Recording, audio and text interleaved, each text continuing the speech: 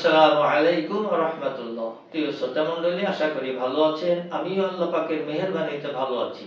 বাংলাদেশ এবং প্রবাসী সকল ভাই বোনদেরকে জানাই আন্তরিক মোবারকবাদ।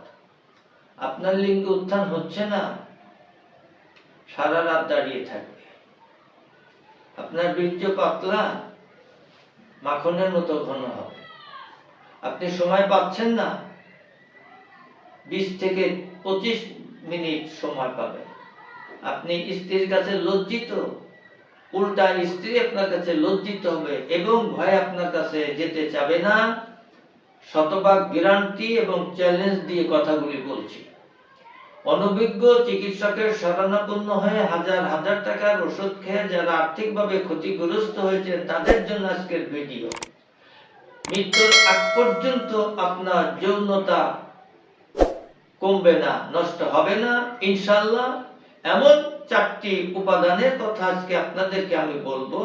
এই 4টি উপাদান যদি সমন্বয়ে হালুয়া তৈরি করে খেতে পারেন, মৃত্যুর আগ পর্যন্ত শারীরিক ক্ষমতাও কমবে না, যৌন ক্ষমতা তো কমবেই না ইনশাআল্লাহ। ইনশাআল্লাহ আমাদের কাছে পাচ্ছেন সকল রোগের জন্য গাছগাছালি ও লতাপাতার আয়ুর্বেদিক অর্গানিক অরিজিনাল ঔষধ। তাই আপনার শরীরকে চাঙ্গা ও সুস্থ রাখতে আজই অর্ডার করুন, অথবা যে কোনো পরামর্শের জন্য হুজুরের সাথে যোগাযোগ করুন নিচের স্ক্রিনে দেওয়া এই নাম্বারে।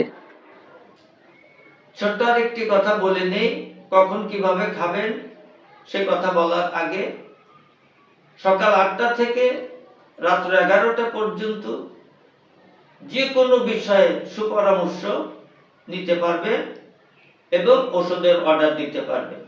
যত কঠিন এবং জটিল রোগী আপনি হন না কেন, পরামর্শের মাধ্যমে বাংলাদেশে 1 থেকে 2 দিন, বহির্বিশ্বে 5 থেকে 7 দিনের মধ্যে কুরিয়ার সার্ভিসে আপনার গন্তব্যে ওষুধ পৌঁছে যাবে ইনশাআল্লাহ। তো চলুন আজকে 4টা উপাদান কি কি এবং কিভাবে খাবেন। 4টা উপাদানে আপনার লাগবে কালো জিরা, রসুন, মধু, জাফরান। আপনি 100 গ্রাম কালো জিরা চূর্ণ,